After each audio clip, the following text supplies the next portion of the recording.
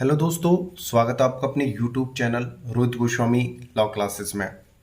आज मैं आपको संविधान का एक बहुत ही महत्वपूर्ण पार्ट कराने वाला हूं, जो अक्सर हमारे नॉलेज के लिए बहुत ज़्यादा इम्पोर्टेंट होता है। अक्सर एग्ज़ाम में इसमें से क्वेश्चन भी आते हैं। और दूसरा, ये हमारे नॉलेज के लिए बहुत ही ज़्यादा इम्पोर्टेंट होता है। अगर हमारे पास ये नहीं है तो हम संविधान को और ना ही किसी कानून को अच्छे से समझ पाएंगे और ना ही हम लॉ में एक अच्छा और बेहतरीन परफॉर्मेंस दे पाएंगे। तो आज मैं आपको कुछ बहुत ही इम्पोर्टेंट चीज़ और तथ्य बताने वाला हूं।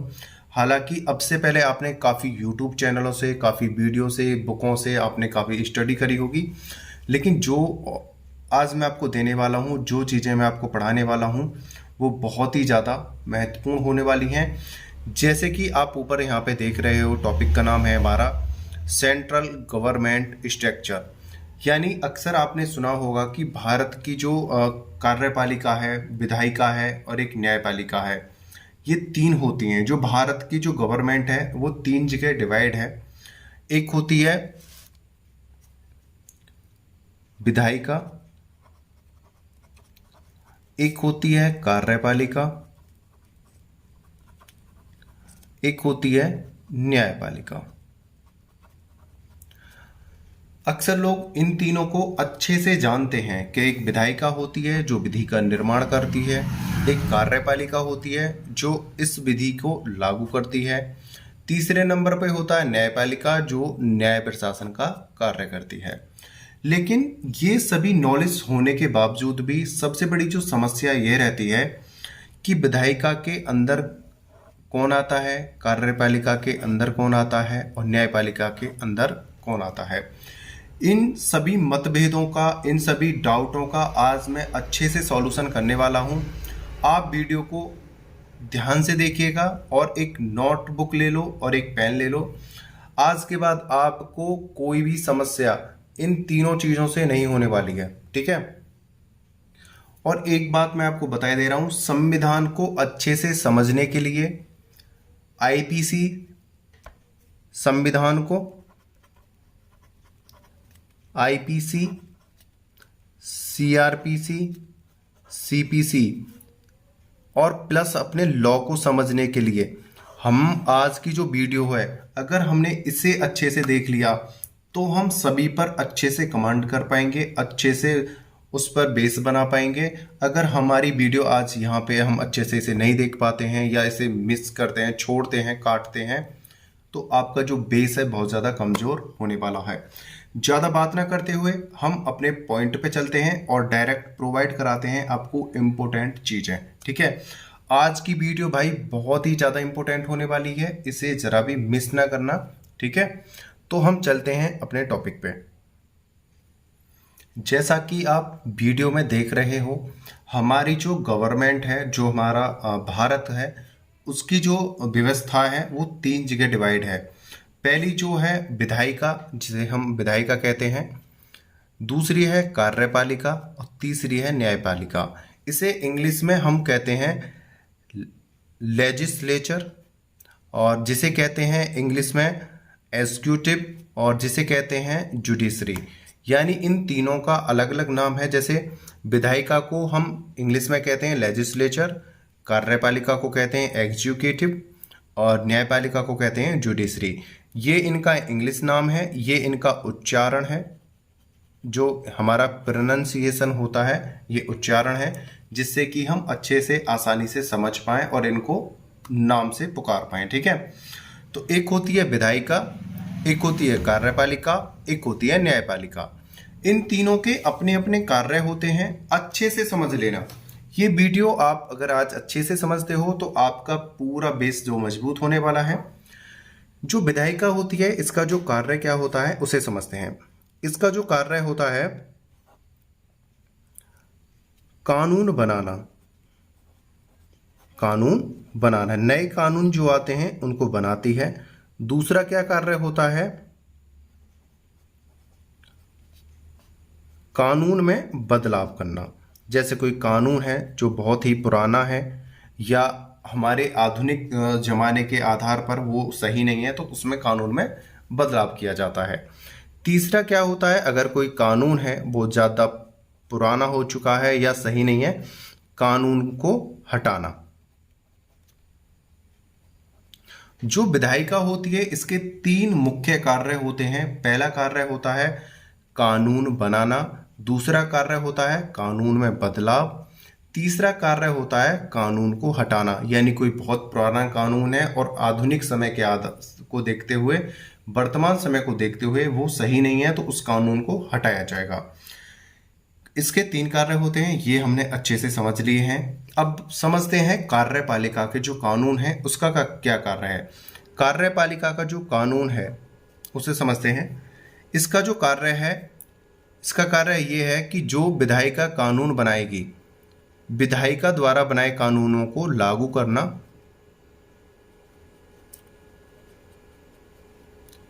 बने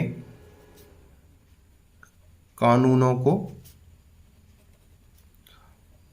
लागू करना। मतलब जो कानून विधायिका बनाएगी, कार्यपालिका का सिर्फ इतना कार्य है, उन्हें लागू करेगी और उन्हें पास करेगी। नंबर 2 पे विधायिका के कानूनों को पास करना।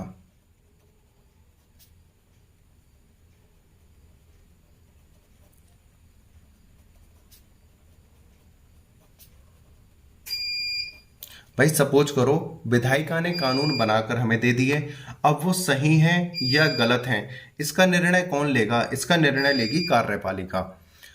इसका कार्य है, पहले तो विधायिका के अगर सही कानून है तो उनको लागू करेगी, अगर सही कानून नहीं है तो उसे हटा देगी। यानी यहीं से इसको क्या मिलेगी? मंजूरी।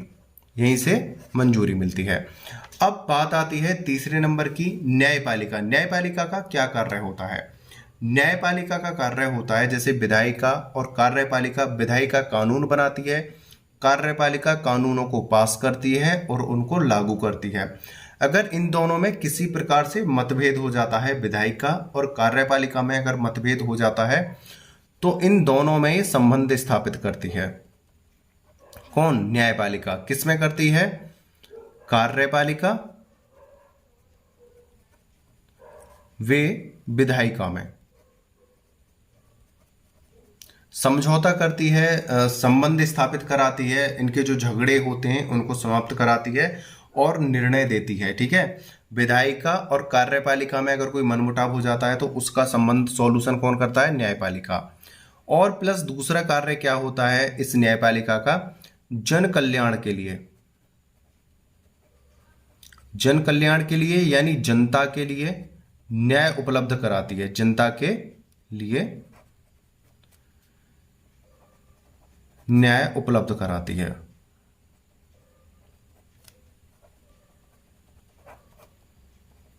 देखो अब अच्छे से इन बातों को समझते हैं एक बार। इसका नाम है लेजिस्लेचर, इसका प्रोनाउंसिएशन है ये यहाँ पे लिख दिया है, जिसे हम विधायिका कहते हैं।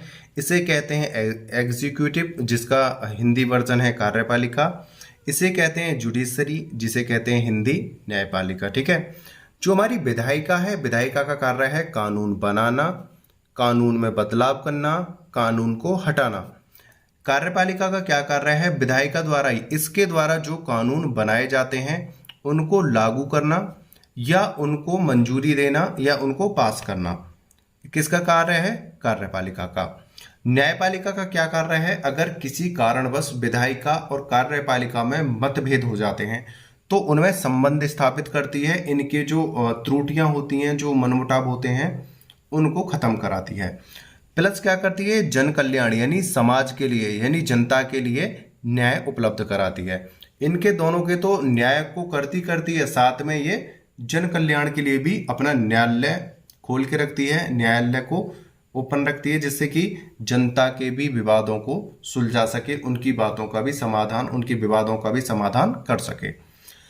ये तो थी हमारी बेसिक जानकारी। अब इसमें एक समस्या बच्चों के अक्सर दिमाग में रहती है, इन चीजों को तो अक्सर सभी लोग समझ लेते हैं, अच्छी तरह से समझ में आ जाती हैं। ये था बेसिक, इसे समझने में कोई समस्या नहीं होती है, अक्सर सभी बच्चों को इसके बारे में अच्छी नॉलेज होती है अब तक जो मैंने बताया है। लेकिन समस्या कहाँ पे आती है, उस समस्या का समाधान अब करते हैं। समस्या क्या होती है, किसी को ये पता नहीं पड़ता है कि कौन सा व्यक्ति कहाँ पे क्या कार्य करता है। तो अब हम विधायिका की सबसे पहले विधायिका की बात करते हैं। किसकी?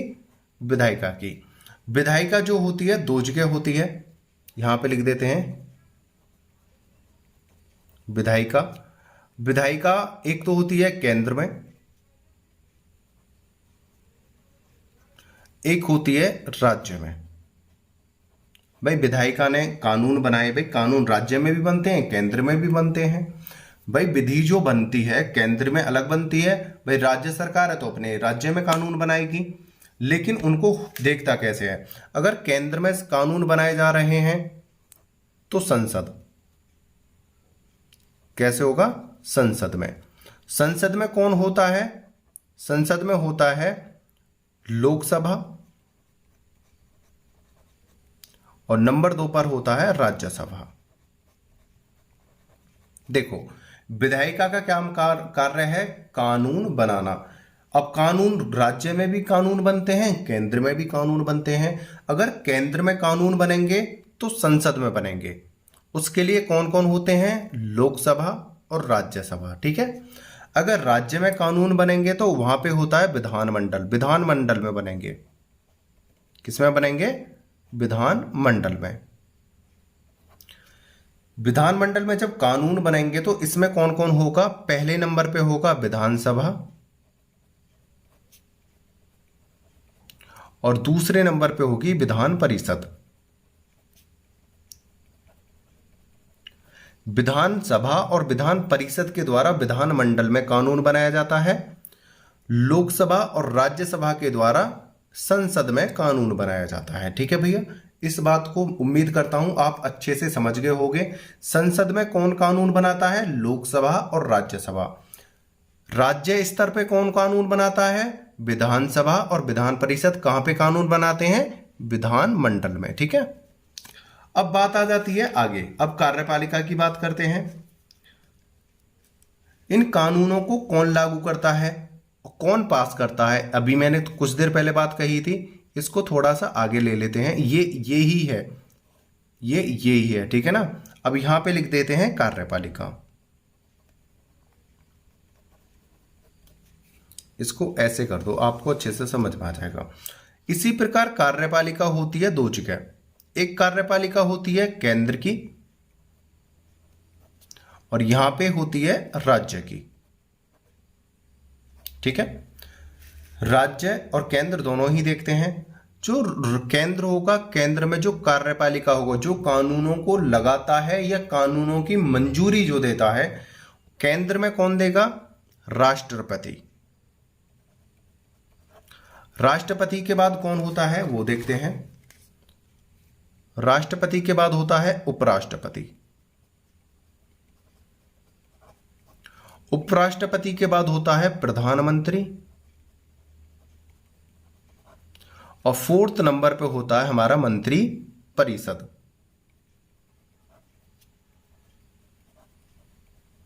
मंत्री परिषद ये होते हैं। और हमारे मंत्री परिषद में कौन कौन आते हैं ये और देख लेते हैं। इसी के नीचे हम एक पॉइंट बना देंगे ऐसे करके, पॉइंट 1, पॉइंट 2 और पॉइंट 3। मंत्री परिषद में कौन कौन आता है? कैबिनेट मिनिस्टर, राज्य मंत्री और उपमंत्री, ये आते हैं केंद्र में। ये ही जो है, अगर केंद्र में कोई नियम कानून पास होगा तो वो इनके जरिए से पास होगा, इनके जरिए से लागू किया जाएगा। ठीक है। जिस प्रकार संसद में कानून बनाया जाता है, तो ये संसद का जो कानून है केंद्र में आएगा। यहाँ पे इसको पास कौन करेगा? राष्ट्रपति, उपराष्ट्रपति, प्रधानमंत्री या मंत्रिपरिषद लागू करेंगे और इसी की मंजूरी देंगे। ठीक है। अब बात करती है यहाँ पे विधायिका, यानी विधि ने कानून बनाया। विधायिका ने राज्य में विधानमंडल, राज्य स्तर पे विधानमंडल में कानून बनाया, तो इसका कानून यहाँ पे आएगा और इसका कानून यहाँ पे आएगा पास होने के लिए। ठीक है। यहाँ पे केंद्र सरकार पास करेगी, संसद के को केंद्र पास करेगी, राष्ट्रपति ये वाली टीम पास करेगी, और राज्य का है तो ये वाली टीम पास करेगी। राज्य स्तर पर कौन पास करेगा उसे देखते हैं। सबसे पहले होगा राज्यपाल, दूसरे नंबर पे होगा मुख्यमंत्री और तीसरे नंबर पे होगी मंत्री परिषद।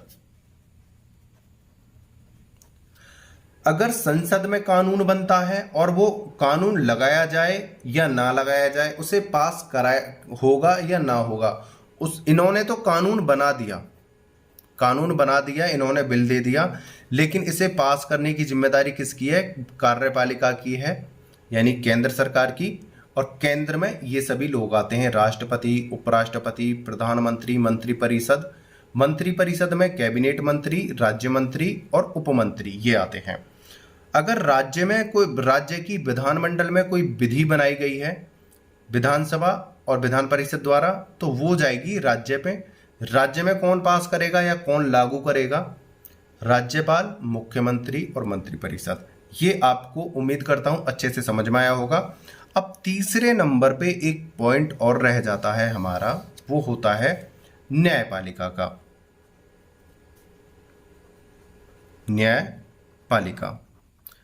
न्यायपालिका जो विधायिका और कार्यपालिका के संबंधों को स्थापित करती है, उनके मतभेदों को कम करती है और जनता के न्याय के लिए कार्य करती है। इसमें सबसे पहले होता है हमारा सुप्रीम कोर्ट, जिसे हम सुप्रीम कोर्ट हिंदी में लिख देता हूं। सुप्रीम कोर्ट भी बोलते हैं, उच्चतम न्यायालय भी बोलते हैं इसे, ठीक है। दूसरे नंबर पे होता है हमारा हाई कोर्ट।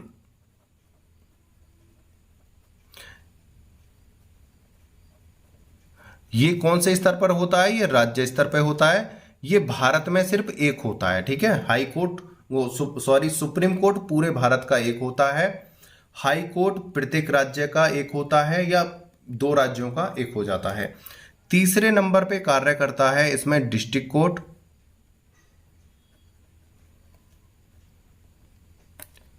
डिस्ट्रिक्ट कोर्ट होता है, ये कार्य करता है, जिसे हम जिला न्यायालय बोलते हैं।